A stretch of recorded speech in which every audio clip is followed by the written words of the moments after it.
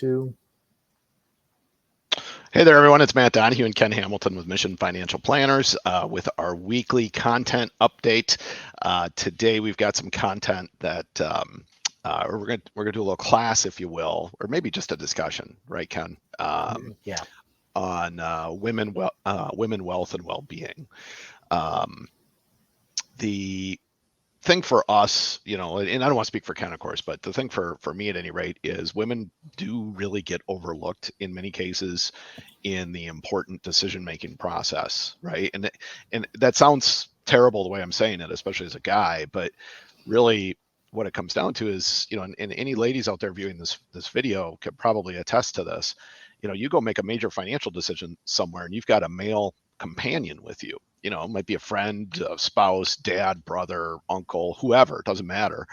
And that salesperson or that person across the table starts talking to him, right? And we've done, and Ken can vouch for this, we've done thousands of workshops where we've asked women that question and the hands just go up, because you've all experienced that. So this is part of our effort at any rate to try to start correcting that imbalance, if you will. So again, I'm Matt Donahue, certified financial planner, one of the managing members of Mission Financial Planners. Ken, go ahead.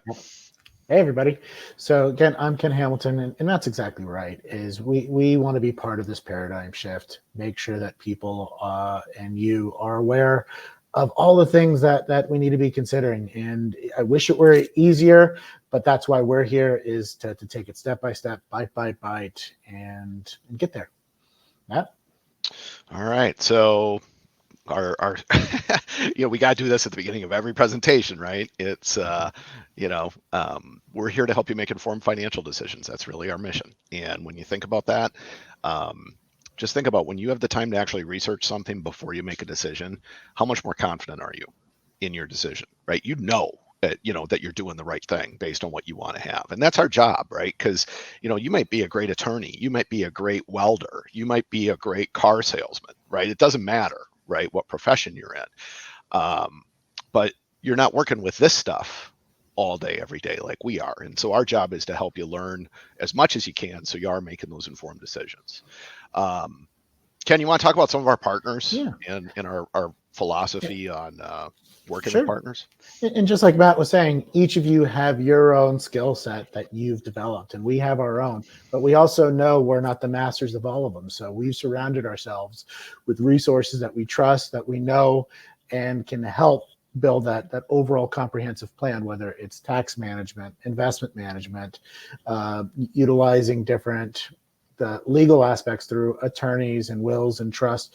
We have it all. And when it comes to our investments, we use the very trustworthy company of Fidelity through NFS to custodian our clients' assets and just make sure that every aspect of your well-being, regards to finance, is taken care of. And we help quarterback that conversation from top to bottom.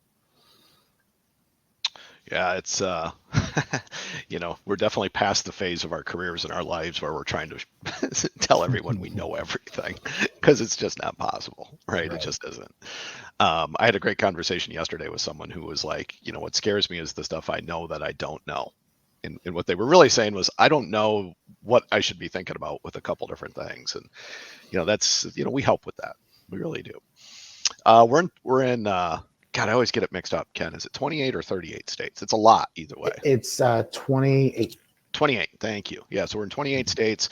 We're focused heavily in the Southwest, from Texas to California. But we have a lot of clients in the Southeast, good number of clients in the Midwest, not a ton in the Pacific Northwest. But hey, if you're watching this and you're up in, Idaho, Oregon, Washington, and you're like, hey, these guys are pretty cool, because of course you're going to think that, right? But these guys are pretty cool, and we'd like to make sure that we start working with you. Just let us know. I mean, it's super easy for us to start working in a new state. So just let us know if you're interested. Me and Ken, our director of advanced planning, is on the picture. Is in the picture you're seeing as well. That's Jason Defoe. He's on the left in that picture. You can see I'm looking up a little bit because I'm looking at the picture. That picture was actually, that's pretty current. That was taken, what was it, Ken? Maybe in September, October, like right after it cooled down. Yeah. Maybe October. And we took that out at Mission San Jose, which, for those of you who don't know San Antonio's history, San Antonio was founded, essentially as a mission city by the Spanish in the early 18th century. There's 5 missions, and our logo and everything comes from Mission San Jose. So, and that's why we're called Mission Financial Planners, is because we're based in San Antonio. Retirement readiness, there's a lot. We're not going to talk about all that today. Of course, we're just focused today on some investment concepts. We will get much deeper in investments over the course of the year, right? This is meant to be sort of I don't know, Ken, what would you say, like a introductory primer that kind of ties some stuff together? Yeah, this covers a lot of bases. And yeah, if you have a scratch pad, take notes. If you need a pause, take advantage of that. But yeah, this is some really good foundational information that, frankly, everybody should have. Yeah, and the focus is investments today, but as you all know, we have a lot of other topics we push content out on as well. So, okay, the agenda for today, we're gonna really hit 4 big things, right? Women in the world today. What does wealth mean to you? Getting beyond the headlines with investing, and I'll give you a little kind of teaser with that. You got to be invested. You got to stay invested. And you got to kind of, put on the blinders, close your eyes, not listen, just stay invested. Because with, and Ken and I were talking about this yesterday, with the volatility the world has seen in the last 5 years, I promise you will zig when you're supposed to zag if you, get nervous and get out, right? And then building a foundation as well. So women in the world today. So some interesting data here, right? And this is, I'm 50. So when I grew up, these numbers weren't anywhere close to this, right? The biggest thing for me, I'm a huge education guy. I've got a master's degree, a whole host of credentials I've earned over the years. For me, when I see women are now 60% of degree earners, that means women are going to control within 1 or 2 generations, the vast majority of wealth in the United States, in the Western world, especially, right? But look at like 13 million women-owned businesses. 49% of the 2021 Olympic athletes were women, right? I mean, you've all seen that Boston Marathon photo from the early 70s where the dude is trying to shove the lady out of the race, right? And kind of an interesting story about that. He actually approached her like 20 years later to apologize. And they actually went on a little speaking tour together, and actually became quite close friends. But yeah, the world is changing, and we need to keep up with it. And that's part of why we're doing this. Ken, you want to talk about those last 3? Yeah, absolutely. So right now, as Matt was saying, is that women are controlling more and more. And right now, more women are starting businesses than ever before. And we're at just the precipice of the tide really shifting, where most of the power lies. Only 20% of the U.S. Congress is represented by women. That's going to change. It's going to be different 5, 10, 15 years from now. And same thing with positions in leadership in Fortune 500 companies. It's going, albeit slowly and slower than it should be and then it should have happened, but things are changing, and being financially informed is one of those first steps that we should ultimately be looking at. Matt? Yeah. So ladies, it's your time. I mean, really, that's what this slide, I think, speaks to, right? I mean, controlling or making the decisions around more wealth than ever before, right? You are either a huge part of household income or you are the huge part of household income. We're helping a couple go through a tough time right now where she is by far the largest income earner in the household. I mean, by far. So, we see it already with our existing clients. Inheritances, and Ken, maybe you want to talk a little bit about estate planning here, because with inheritances, we're not attorneys, we can't give legal advice, but we have a great team we work with at Integrated Trust Systems that can set up those inheritances to go as smoothly as possible. And so, ladies, when you're watching this and you're thinking about inheritances, reach out to your parents, right? Maybe even your in-laws, and find out, hey, how is this going to happen when you guys are gone? That's really what you're trying to find out, because some families are really private about wealth. Like you'll hear me talk about my parents. I have no idea what they have I've been in financial services for almost 25 years at this point, and Ken's heard this story a million times, so that's why he's not even smiling. But, yeah, there you go. But my parents, when I got started, said, never talk to us about money because we're never going to be one of your clients, right? And I got to give them credit. They have stuck to that for 25 years. Yeah, have the conversation, though, for real. Have the conversation. Just make sure that things are set up. Ken? Yeah. So with that transfer of wealth, over $30 trillion in the next decade or so, and more of the decision-making process is going to be in women's hands. Now, that doesn't mean it's going to be easy, or it has been easy, because there are still a number of challenges that women have been dealing with. There is still a wage gap, 82 cents on the dollar in comparison to a man doing the exact same job. More than 2.3 million women have left the workforce in 2020, and they're getting burnt out because while it is getting better in the workforce statistics, and every household's different, but there's still a ton of reports coming out that women are still carrying a lot of the burden when it comes to household chores and activities, especially when it comes to taking care of children and elderly parents. Now, again, younger generations, that tide has been changing, but the reality is we're talking to your generation. And what are some of the things that we need to be thinking about in getting prepared? And that's just it, is see the world for what it is, what it can be, but more importantly, start laying the foundation so that you're ready for it. And it starts with education, and which is why we're ultimately here. Too fast. Oh. So, okay, it's always risky when guys start talking about what women want, right? There's a movie about that, right? Yeah, there is. It's an old Mel Gibson movie from the 90s, right? That's aged perfectly. Yeah, right, exactly. So, but I do think these are kind of like just principles that women and men really want to have. We've done so much retirement income planning over the years with our clients and our prospects that being financially secure, there's a huge confidence gap between men and women. I would argue men are way overconfident about retirement. Ken and I joke, that's why Ken's laughing right now.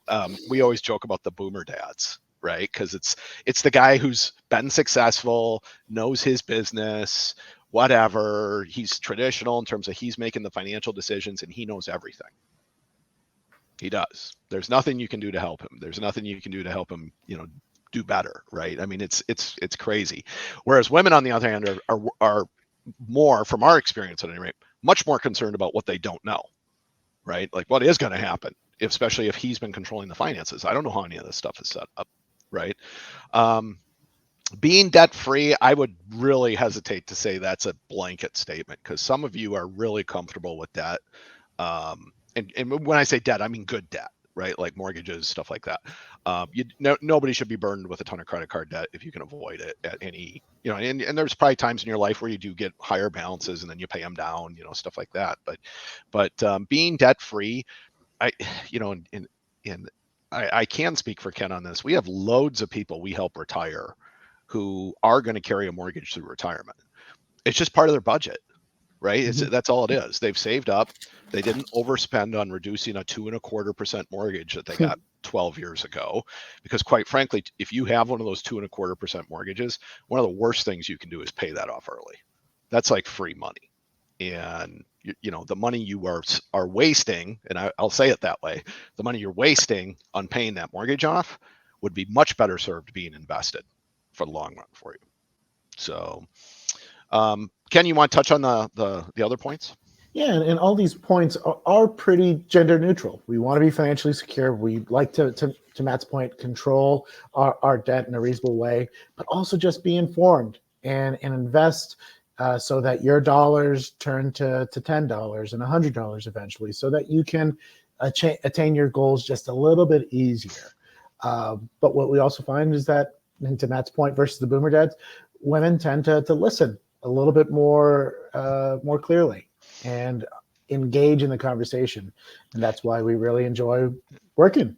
Ken, this might be showing people how the sausage is made, but Sure. if you probably can't read the numbers on the board behind me, but that's like we do a lot of seminar marketing, right? And webinar marketing. We send mailers out, and ladies, we send mailers specifically to you, right? We don't send generic. We don't send, like, it's so savvy social security planning for women is the title of it. And the reason we do that is we know that more of you will pick up and open that invitation than men will. It's just it's amazing, and it's held true for 10 years. Women want to know more about this than what they currently do, which is a great thing.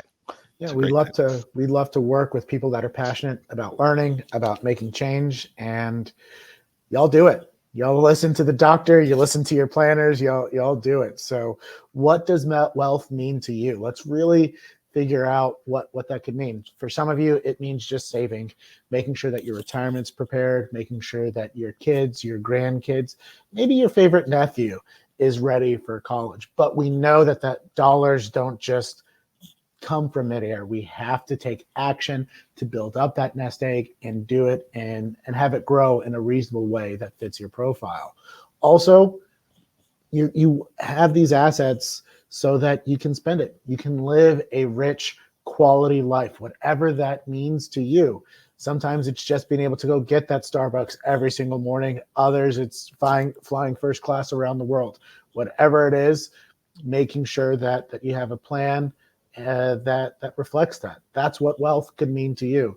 But then for others, and maybe it's all three, but it's being able to share and spread that wealth through enriching your family's life or charities that are very close to your heart. But so Ken, as people are getting to know us through these videos, what does wealth mean to you?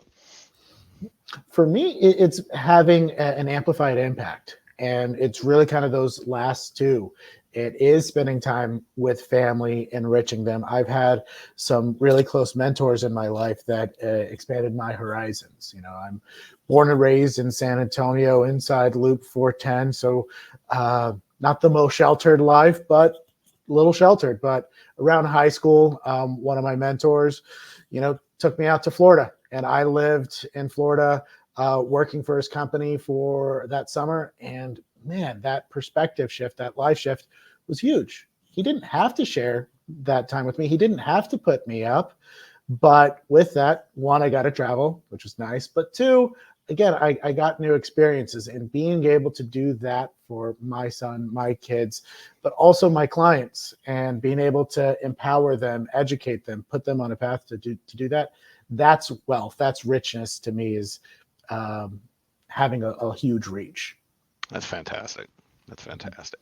Okay, I'm not going to spend a bunch of time on this slide. I don't think we should. We've all seen this. If you've ever gone through a basic business planning class at any point in your life, you've seen SMART goals. For those of you who maybe haven't, just real quickly, it's all about realistic goals, right? So it's specific. Hey, I know I want to make $200,000 next year.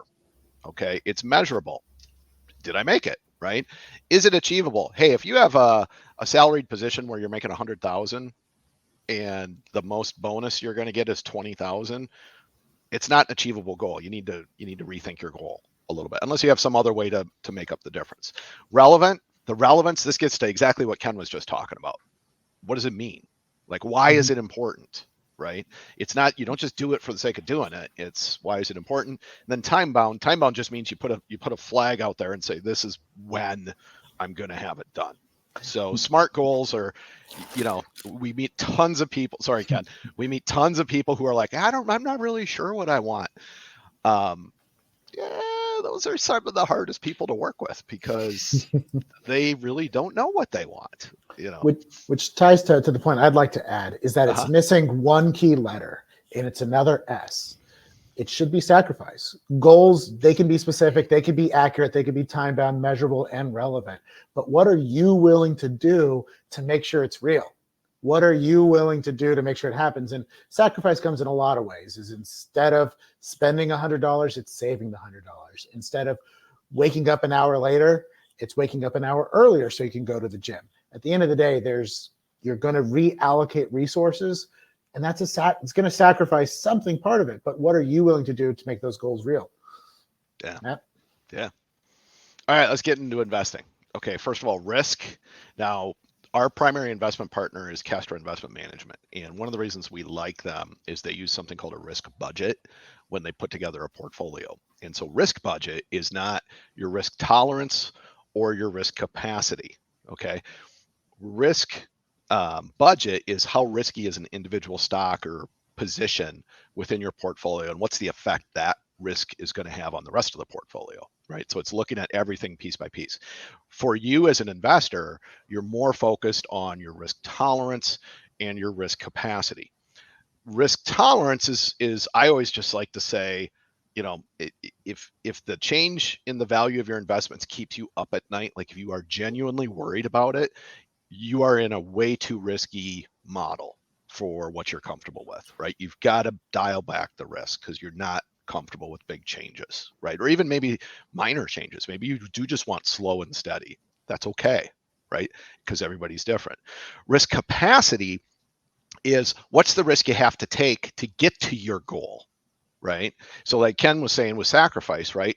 With risk capacity, it's, hey, I want to have $1 million in my 401k by the time I retire, and I want to retire 5 years from now. Okay, well, if you're willing to max out your 401k and choose the absolute riskiest position available in the 401k, you might be able to do it. But then you got to go back and think about your risk tolerance, right? Will you actually be able to sleep at night watching your 401k do this, right? So risk can mean a lot of different things. Ken, you want to talk about risk profiles? Because we do spend a lot of time talking about this stuff with people. Yeah, absolutely. And it's not part of it is how much can you stomach, but also is what are these dollars for our clients with 1 million, 5 million and everything plus or minus that. Not all of those dollars are for just retirement, just for income. Some of those are to remodel your house. Some of that's for vacation. And depending on the time frame, depending on what that money is going to be used for, generating income for growth that will be sold in 5 years and not a day shorter or longer, right?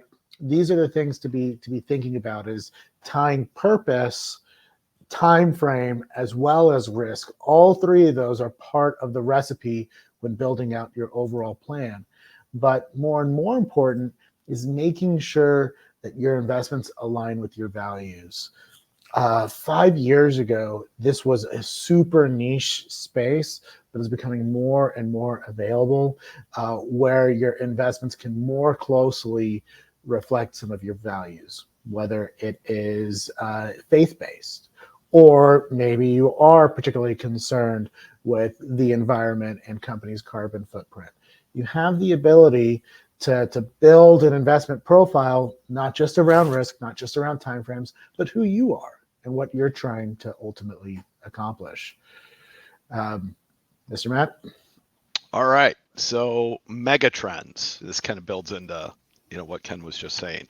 When you look at these different topics, and of course we're not going to dive into these. And by the way, folks, we stay out of the political side of this too, because there are you just look at these 5 things on the page in front of you, and there are some very strong opinions about this stuff, right? We do our best to just try to push the noise out, right? If something's actually changing, so I'll just focus on technology, right? End of 23, going into 24, the big thing is Chat GPT and AI, right? I mean, that is the big thing right now. Okay, the argument around AI is, well, what is it really going to do? And my 2 cents is that it's going to end up really just like the internet in the 90s, which is you're going to see this explosion. You're going to see this, this massive capital flood into AI. And then AI is just going to become a tool, just like the internet's become a tool, right? Everybody's going to use AI because it's, hey, I want it to say this, but I don't want to waste my time thinking about how to get it to say this, right? That's ChatGPT. In a nutshell. I know I just took a lot of people's career work and summed it up in 1 minute or less, or in 1 sentence or less. But that's ultimately what it is, right? Is, hey, I want something to sound good on, in the written word, but I suck at the written word. Type it into ChatGPT, it comes out, it sounds good, it looks good. Hey, I'm going to use it, right? So the thing is, from an investment standpoint, we've got to be on the lookout for those things. Because A, you don't want to overcommit to them, but B, if it's a real trend and the world is really changing, you have to change with it. Last thought I'll give you on that. When you think about urbanization, right? Things like that. What made urbanization possible is cars, right? Because people could drive 20 miles to get to work, right? As opposed to having to live within walking distance of their office, right? Well, if you look at the precursor to the S&P 500, you go back 100 years, one of the companies in there, and I forget the actual name of it, but one of the companies in there was the US's largest leather harness maker for horses, just 100 years ago, right? 1924, right? Why were they in the S&P 500? Because they were one of the largest companies in the US. They don't even exist today, right? Now, granted, that's over 100 years, but that's an example of a technology shift that if you were just, hey, it's always been horses and I grew up with horses and blah, blah, blah, blah, blah, you completely missed out on that change, right? So you've got to be able to look at some of these big mega trends and go, is this really changing, right? Ken, you want to talk about inflation and real return? Absolutely. So this has been very in vogue right now, is that our dollars are not going as far as they used to. And with interest rates being as low as they've been for the last decade, had you been kept $100,000 in cash just under your mattress over the last 20 some odd years, you've lost 40%. Now, a lot of people feel comfortable being able to count all those shekels, and it always adds up to the same amount. But the problem is it doesn't buy the same amount of stuff. And with interest rates increasing in the last couple of months, with inflation, luckily reports just came out last week that this last year was a lot lower than the previous year. But the previous year was still pretty high. And so we're not expected to see deflation where things are going to get cheaper.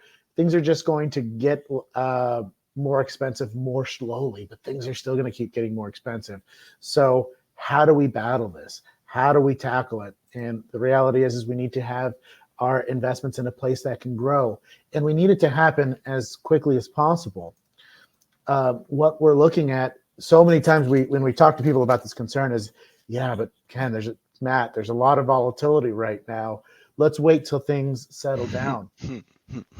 The concern is, though, the right time to invest was yesterday, no matter whether the market was up or down yesterday, because the most powerful force in investing is time.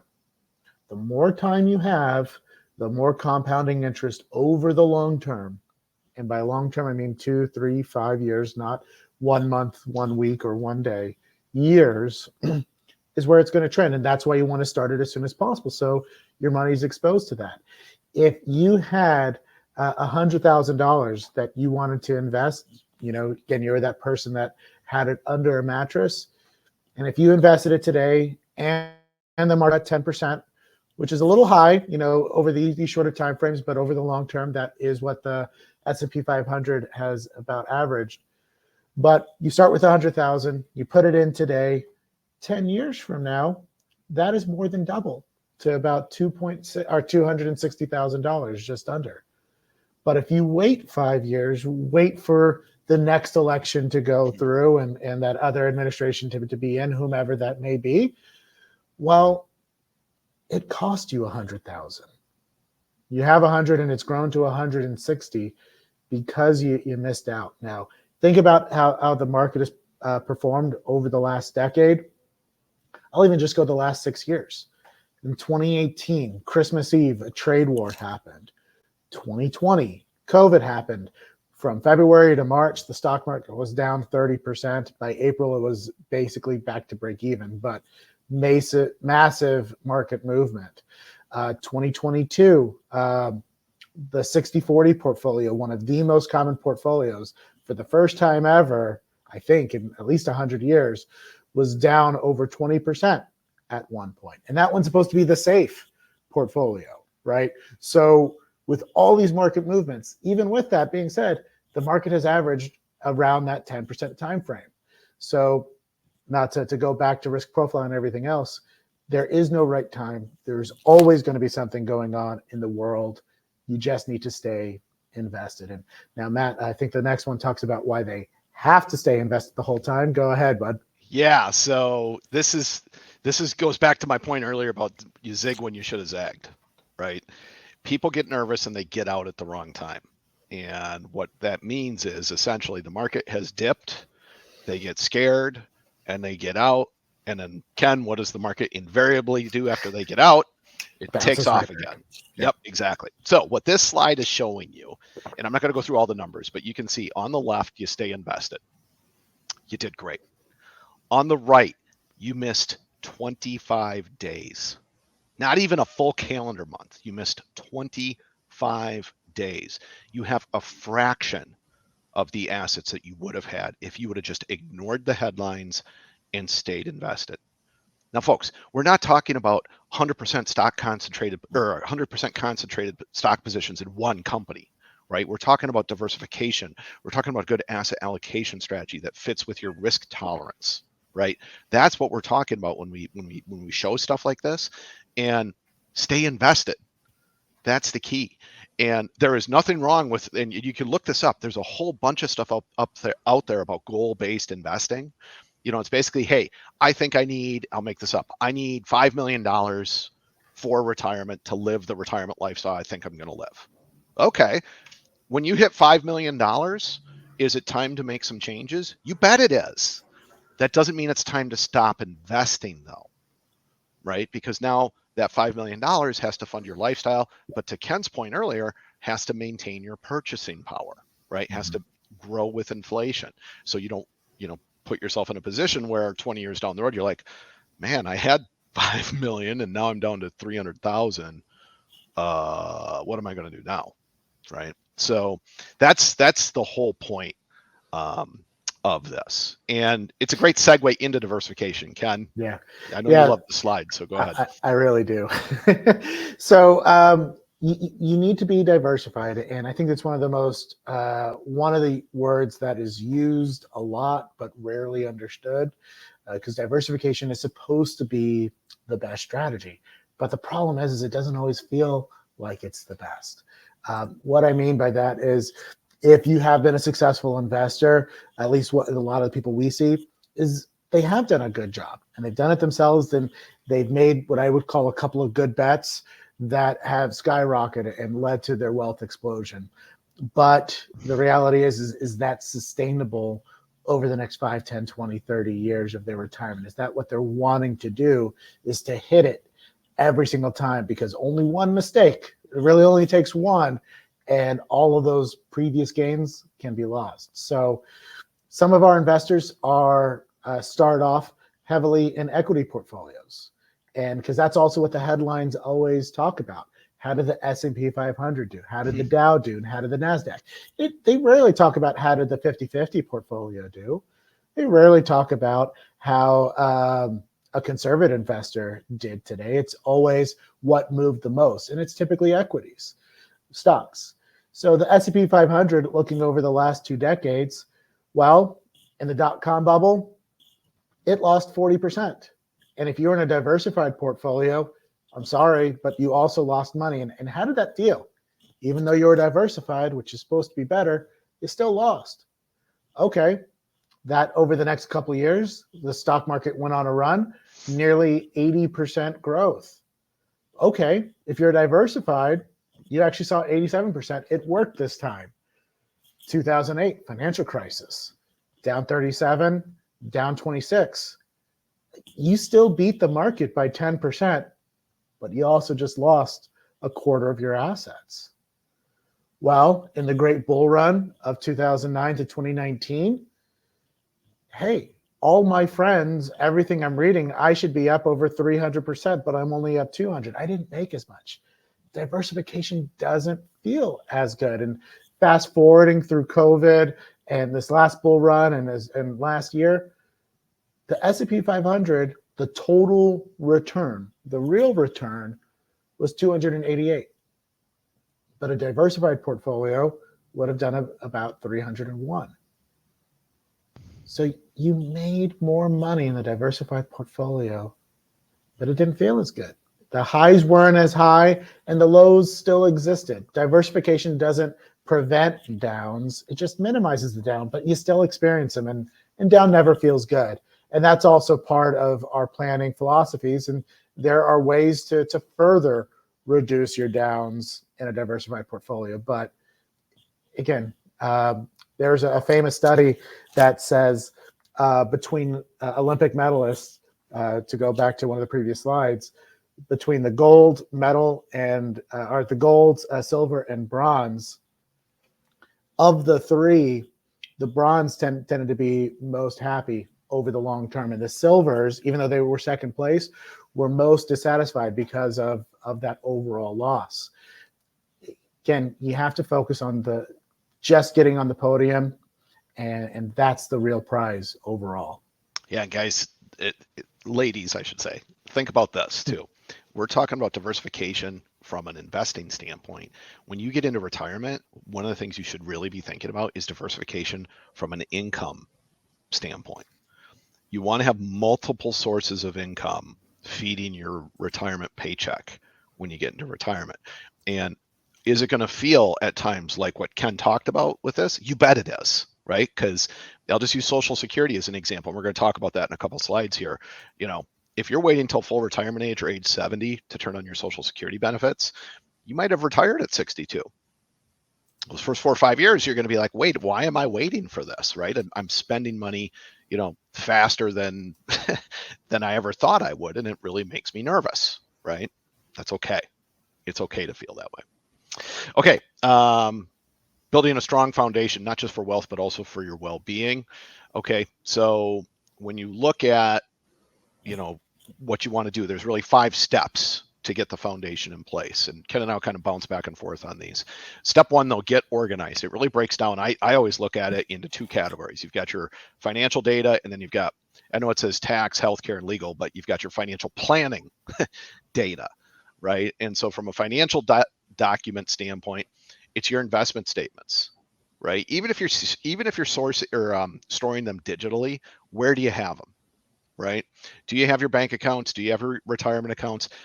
Do you have all that stuff set up? Is it all titled the correct way? If you have a trust, are beneficiaries correct, right? All those things, right?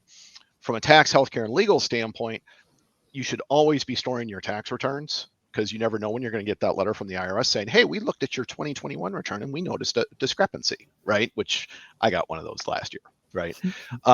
Insurance policies. Ladies, there are a ton of insurance policies out there that never pay out because nobody knew the person had the policy. The only person who knew was the person who bought it. They never told anyone else that they had it. And so when a person dies, especially on some of those paid up whole life policies that they didn't have to make payments anymore, guess what ends up happening? Eventually that policy gets forfeited, right?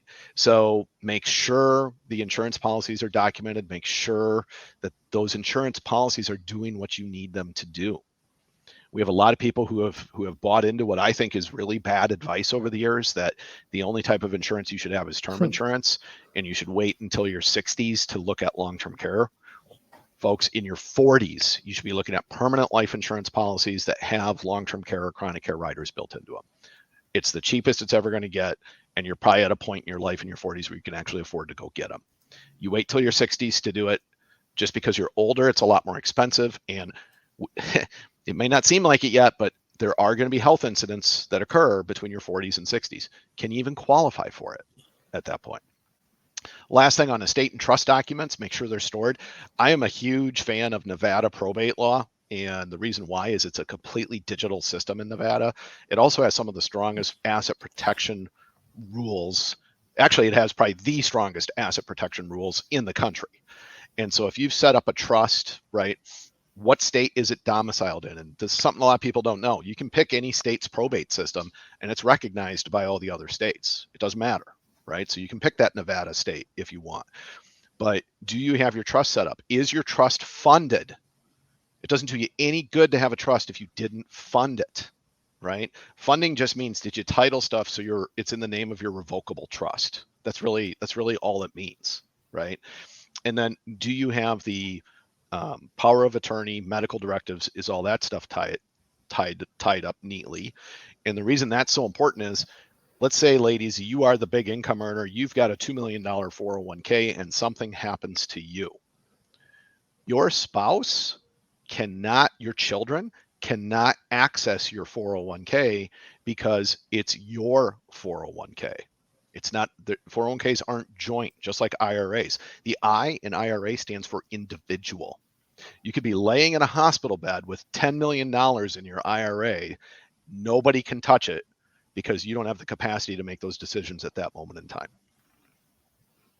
That's an issue, right? Mhm. And it's something that just needs to be planned for. All right, Ken, Yeah. go ahead. So step one, compile all that data. One of the things our clients love is we have a portal that if you have a login for those banks or stuff like that, it automatically feeds in. So get organized. Step two is go back to define your goals. Now, we talked about them being SMART, S, all for sacrifice, but then define them. What are the short terms, the medium and long term? When I think of short term, it's really the next 1 to 3. Medium term, it's 4 to 10, and long term is 10 years and beyond. Now, what is a need and what is a want? For a lot of people, it might be eliminating some of that debt, especially with interest rates where they've gone. Your credit card interest rate is probably increased. And if you're at 15, 20, 25% on some of those cards, if you're not actively driving them down, it's like a hydra. You cut off a head and 2 more spout out. Oh, nice comic book reference there, Ken. I like that. Thank you. Yeah, and of course, of wanting to save for a trip, we back to one of the other financial gurus. We don't believe you should be on beans and rice for the next 10 years and sacrifice everything to attain your goals. You should be able to live and enjoy it, and it's everything within moderation. Medium term, okay, we got the house today. We know that we'll have some equity tomorrow. At that point, we're going to refinance, which should free up more dollars that I can then apply to my long-term goals, whatever that might be. Now, for some of you, it might be a need to invest for your grandchild's education. That's super important to you. But at the end of the day, you define it. And a good financial planner builds that plan around your needs, and you get to be a part of it. Long term, again, saving for retirement. That want might be a second home, but I'll go back to that last S. What are you willing to ultimately do for it?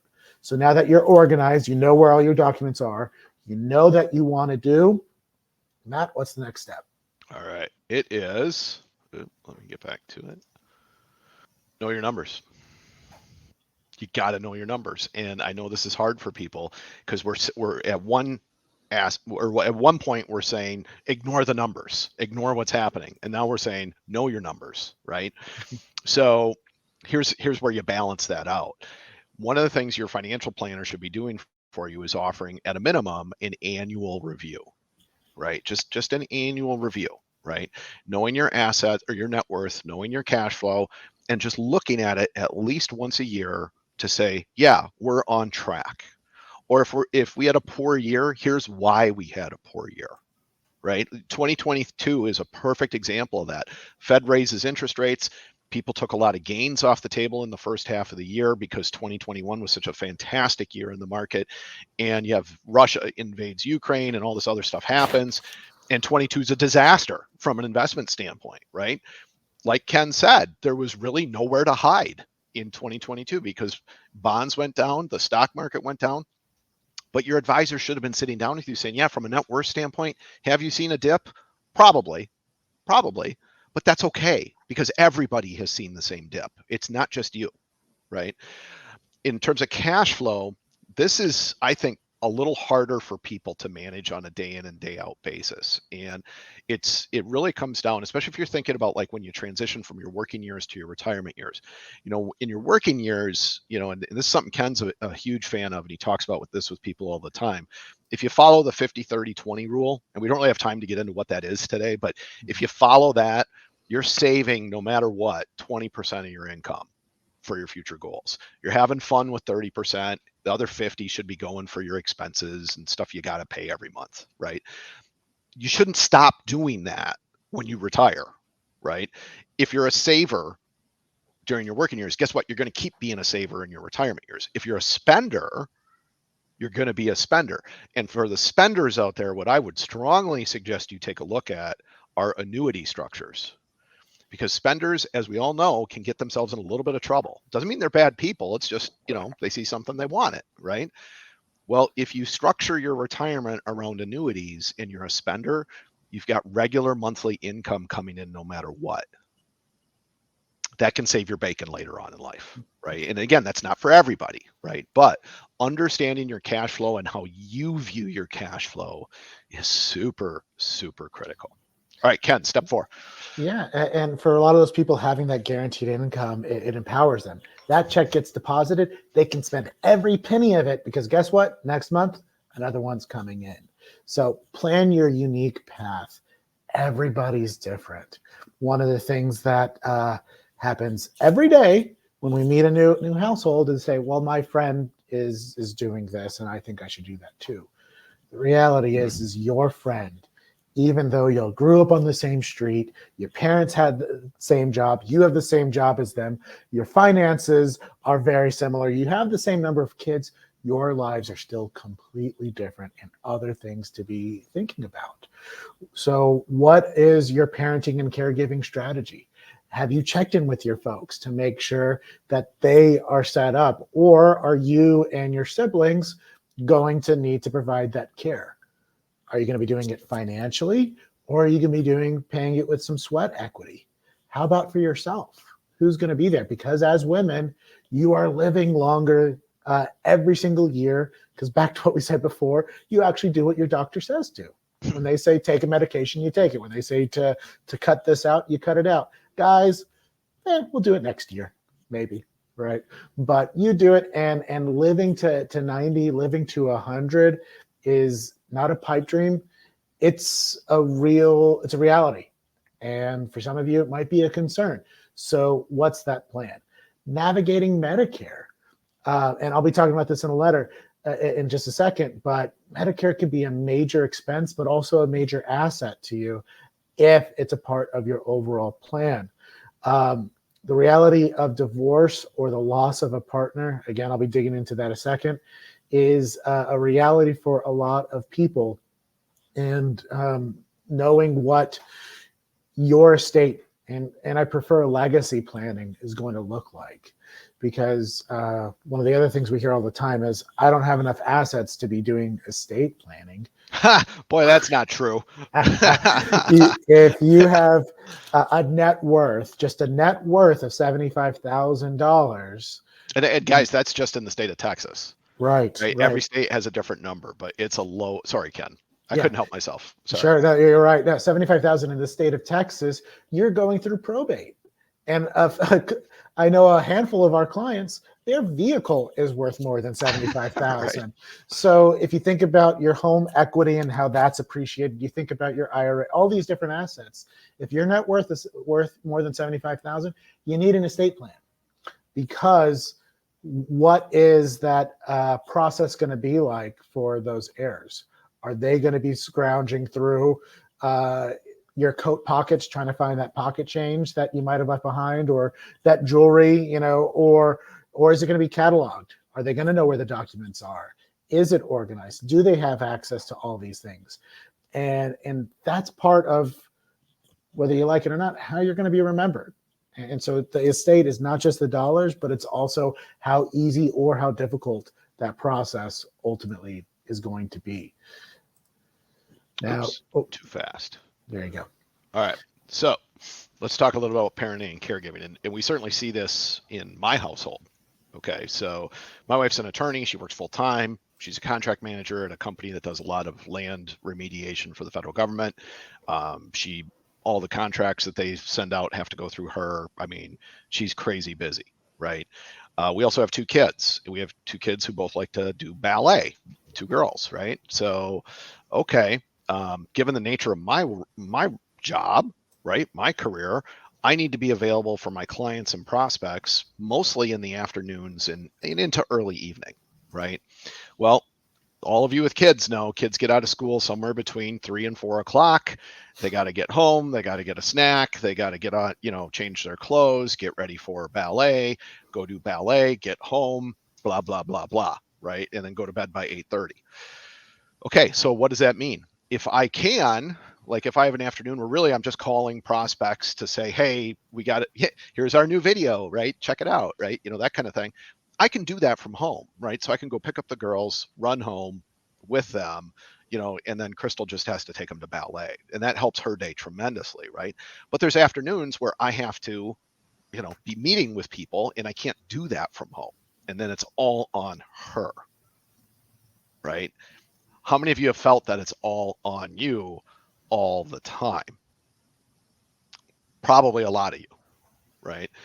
So 80% of women, you can see the numbers there.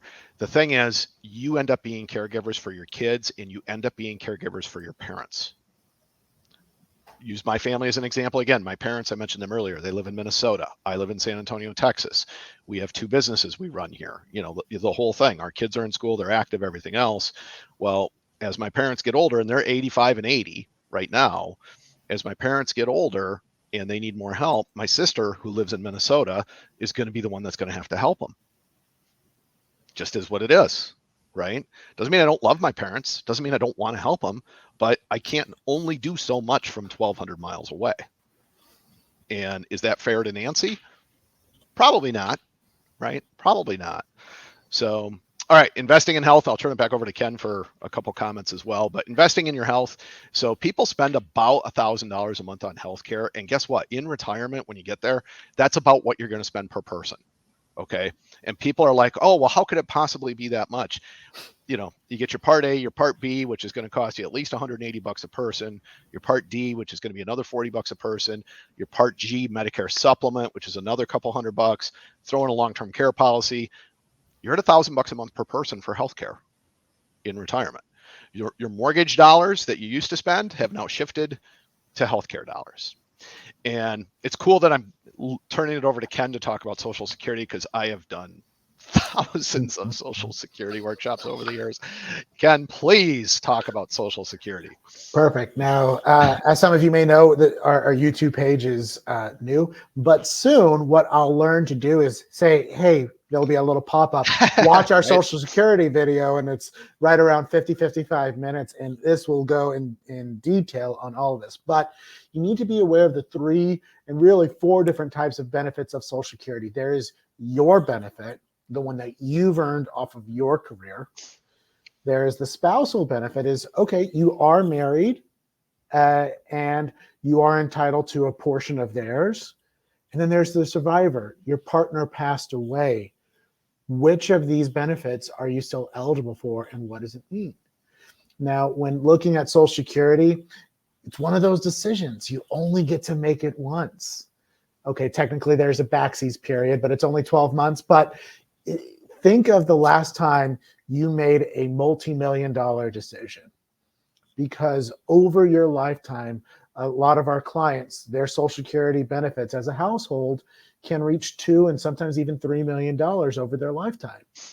And are you willing to base that off of emotion, base that off of what your neighbor did or your boss did or your sister? These are real decisions. And some of the milestones are 62 is when you could take it the earliest. Full retirement age, which is between 66 and 67. Right now, the 66 is getting ready to be phased out because everybody's aging out. So we should really be focusing on 67 as full retirement age. And then 70 is the latest that you should ever consider taking Social Security, because every year you wait, technically from 62 through 70, your Social Security benefit increases. Now, depending on your circumstances, you might be eligible for your individual, your spousal, or your survivor. And there might be a switching strategy of, I'm going to take my survivor today because I am widowed, and I'm going to take my individual benefit later. how do I do that? What are the numbers? What makes the most sense to me? And that's a key, some of the things to be considering when making a good Social Security decision. Matt, I know you're salivating. What's going on? I am totally. So, this is where you can tell we're financial planners, right? Because earlier this week, and that's why I was putting my glasses on and looking at my notes over here. Earlier this week, while I was waiting on hold with something, I sat down and I figured out the present value of the max Social Security benefit that's available in 2024. Okay, so just to give you a couple quick numbers, not to overload you with numbers, and you can look this up on the Social Security website. You'll see the data's there. But the max 24 benefit for someone at full retirement age is $3,822 a month. If you take it at 62 and you still had that max benefit, schedule, you'd be at $2,675 a month. And then if you waited all the way till 70, you'd be at $4,739 a month. Okay, so almost $5,000 a month if you wait, right? Now, here's the way that we look at it, though. We look at it in terms of a present value standpoint, and this is getting into time value of money and all that, but present value is just saying, look, if I take it at 62 or 67 or 70, and I live to the life expectancy of a 62-year-old, a 67-year-old, or a 70-year-old, right? What is the value in today's dollars of that benefit?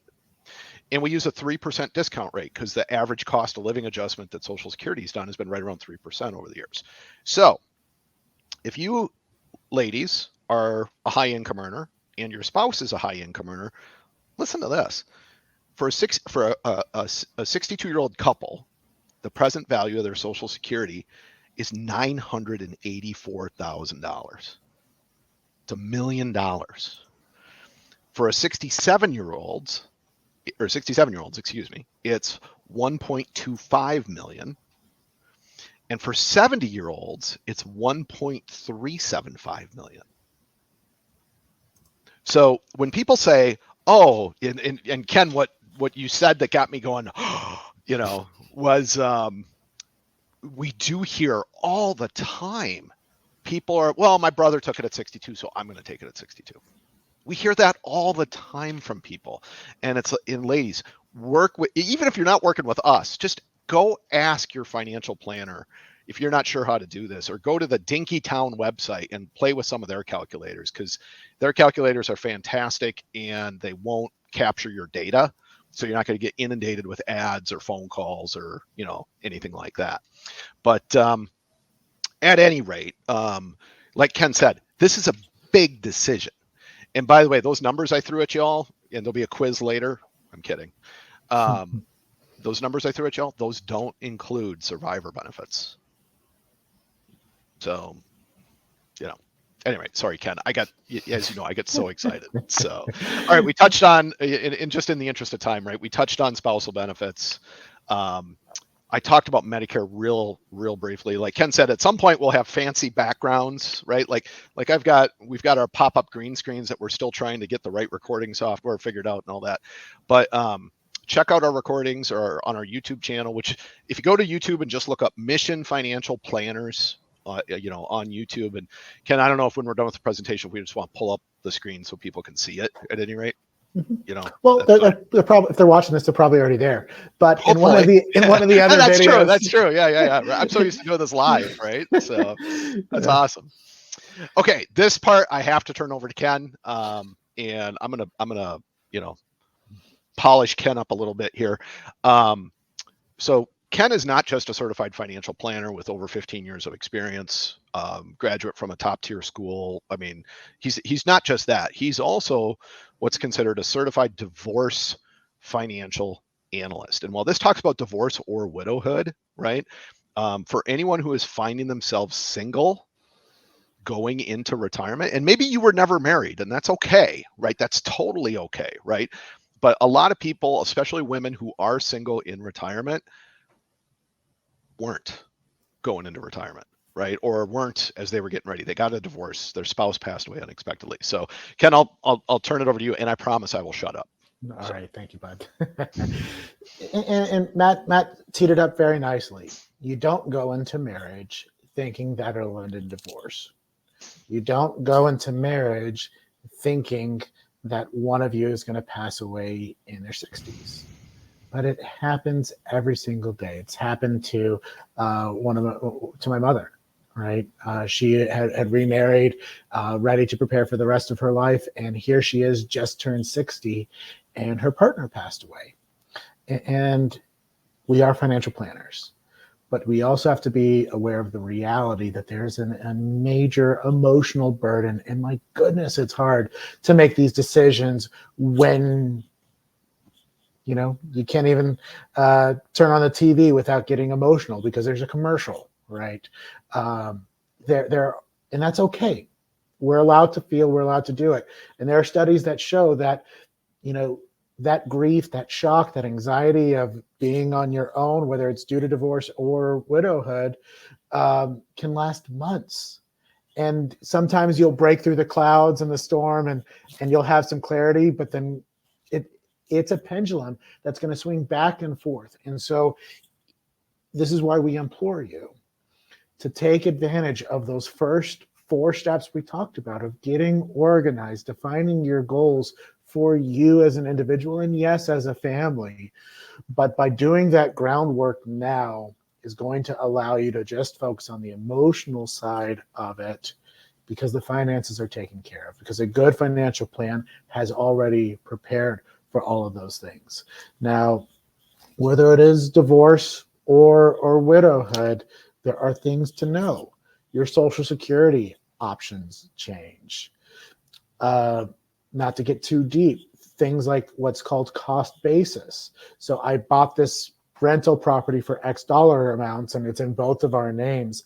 That changes the implications if you were to sell it today or if you were to sell it 5 years from now. Your income tax bracket changes substantially. And definitely watch our Medicare as well as our tax workshops. Medicare is really, in my opinion, very expensive for single individuals, where for married individuals, they get a lot of breaks for it. So are you prepared? Is your plan one that reflects those overall costs? Now, when you layer in divorce, it only gets, unfortunately, more complicated. And this is where that CDFA designation comes in. And if this is something that you are considering, unfortunately or fortunately, right, divorce, knowing your assets and knowing the true equivalence of one or the other is key. I use this example of this household. They own 2 stocks, and I'm going to just use 2, Microsoft and Apple. Each of them, I own $50,000 worth of Microsoft and Apple, but one I bought with $10,000 that grew to 50. The other one I bought with 100,000 and it's gone down to 50. Well, if you just look at a balance sheet, we've seen it all the time where attorneys say, hey, you take Microsoft and you take Apple. That's fine. It's not fine, because the person who got the Microsoft that they bought for 10, when they sell this Microsoft, they're exposed to 40,000 of gains.